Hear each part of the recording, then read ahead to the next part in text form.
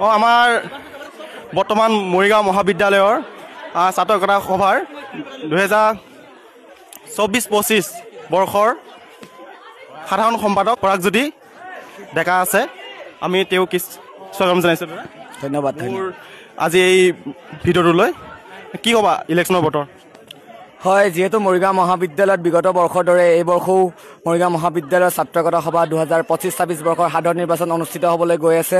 আজি সকলো পাৰ্টীয়ে মনোনয়ন পত্ৰ সকলো পাৰ্টীয়ে দাখিল কৰিছে। আমি বিচাৰোঁ মহাবিদ্যালয়ৰ প্ৰতিগৰাকী ছাত্ৰ ছাত্ৰীয়ে যোগ্য ছাত্ৰ নেতা তেওঁলোকে বিচাৰ কৰক। কাৰণ মহাবিদ্যালয়ত যেতিয়া ছাত্ৰ ছাত্ৰীয়ে সমস্যাৰ সন্মুখীন হয়, মহাবিদ্যালয় উন্নয়নৰ মুখী বিভিন্ন কাৰ্যকলাপেই হওক, যোগ্য প্ৰাৰ্থী এজন হ'লেহে মহাবিদ্যালয়খন উন্নয়নমুখত আগবাঢ়িব পাৰিব আৰু যোগ্য প্ৰাৰ্থী এজন হ'লেহে আমাৰ মহাবিদ্যালয়খনে উন্নতিৰ আকাশ চুমি ৰাজ্যৰ ভিতৰত এখন গণ্যমান্য মহাবিদ্যালয় হ'ব পাৰিব। সেয়ে মই বিচাৰোঁ প্ৰতিগৰাকী ছাত্ৰ ছাত্ৰীয়ে ভোটদান কৰিবলৈ আহক। যিহেতু আমি আগতে দেখোঁ যে ছাত্ৰ ছাত্ৰী বহু কম সংখ্যক ছাত্ৰ ছাত্ৰীয়ে ভোটদান কৰিবলৈ আহে।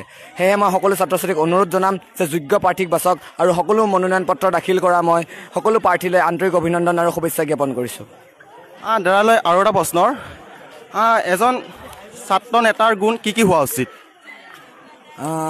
এজন ছাত্ৰ নেতাৰ গুণ মোৰ মতেৰে ছাত্ৰ নেতা হ'বলৈ হ'লে পোনপ্ৰথমে আমি নিজক নিকা আৰু স্বচ্ছ কৰি ল'ব লাগিব। আমি পোনপ্ৰথমে নিজৰ ক্লাছসমূহ ভালদৰে কৰিব লাগিব। তেতিয়াহে আমি অন্য ছাত্ৰ ছাত্ৰীসকলক অধ্যয়নৰ দিশত আগবঢ়াই লৈ যাব পাৰিম। কাৰণ ছাত্ৰ নেতা আৰু ৰাজনীতিবিদৰ মাজত আকাশ পাতাল পাৰ্থক্য থাকে। আমি অধ্যয়নমুখী আন্দোলন গঢ়ি তুলিব নোৱাৰোঁ জানো? আমি নিজে 75% এটেণ্ডেঞ্চ ৰাখিব নোৱাৰোঁ জানো? এনেকুৱা বিভিন্ন ধৰণৰ পদক্ষেপ আমি হাতত লৈ ছাত্ৰ ছাত্ৰীৰ সমস্যাসমূহক আমি আগত লৈ এজন ছাত্ৰ নেতা হ'ব পাৰোঁ বুলি মোৰ বোধেৰে মই অনুভৱ কৰোঁ।